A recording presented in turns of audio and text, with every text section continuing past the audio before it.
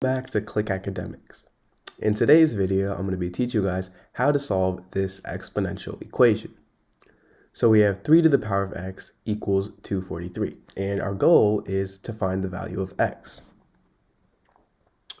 So whenever we're solving exponential equations like this, we always want to make our bases here, which in this case are 3 and 243, we want to make them the same. Because let's say we have a to the power of x equals a to the power of c, right? Because our bases are same in this case, we know that our exponents are the same as well. So we could just set them equal to each other. We know that x is equal to c. So in this case, if we make our bases the same, then we know that our exponents are the same as well, and then we can find the value of x easily. So we have 3 to the power of x equals 243. So how would we convert one of these numbers to make the other one the same as this one? Well, let's do 243. 243 is equal to 3 to the power of what? 3 to the power of 5. 243 is equal to 3 to the power of 5.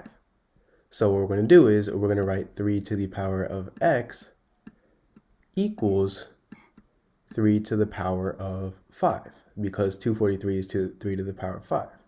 Now, our bases are the same, so we know that our exponents here, x and 5, we know that these two are the same as well. So now, we could simply make these two equal each other. So x equals 5. And this is our answer. So it's as simple as that. And we already know that 243 equals 3 to the power of 5, so we don't really need to do any of this. We already see that 3 to the power of 5 equals 243, so we already know that x equals 5. So that's another way. To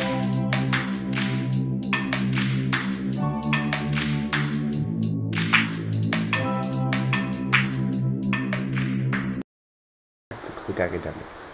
In today's video, I'm going to be teaching you guys how to solve this exponential equation. So right here, we have 2 to the power of x plus 1 to the power of 2 equals 64. And what we're first going to do is we're going to simplify this term a little bit. So whenever we have, let's say, a to the power of b to the power of c, this is also equal to a to the power of b times c. So these two exponents simply multiply. So for this term, we have 2 to the power of x plus 1 to the power of 2, meaning that these two terms are going to multiply. So this leaves us with 2 to the power of x plus 1 times 2. Remember, the exponents are simply multiplying. And now this is a distribution problem, because this term 2 is multiplying with two terms that are adding up with each other. We want to distribute this to all the terms in the parentheses. So if we multiply 2 by x and 2 by 1, we get 2x, because 2 times x is 2x, plus 2 times 1 is simply 2. So this leaves us with 2 to the power of 2x plus 2. And this equals 64 still, right? So now what we want to do is we want to change 64 so that it has the base of 2. Because remember, if we have two numbers, let's say a to the power of x and a to the power of y, if their bases are the same, then doesn't that mean their exponents are the same too?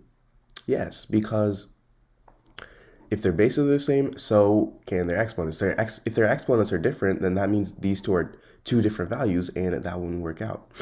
So if we make both of these bases the same, then we can simply make the exponents equal each other. So 64 is actually equal to 2 to the power of 6. 64 is 2 to the power of 6. So now, as you can see, we have a base of 2.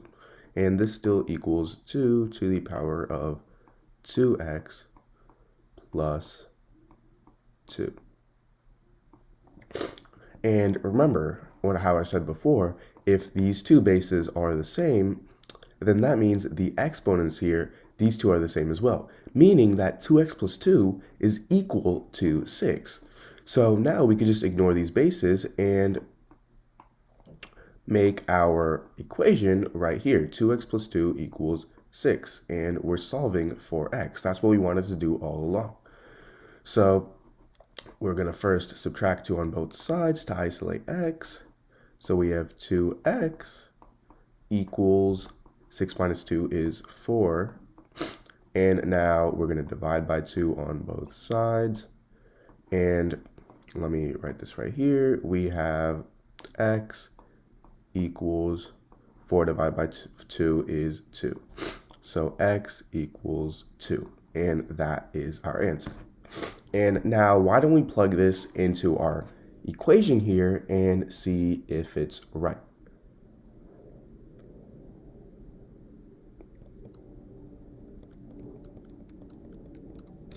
So we have 2 to the power of 2. Remember, we're replacing 2 with x plus 1 whole squared equals 64. 2 plus 1 is 3, so we have 2 to the power of 3 whole squared equals 64. And 2 to the power of 3 is 8, so we have 8 squared equals 64. And what is 8 squared? 64. So 64 does in fact equal 64, meaning x equals 2. And this is right.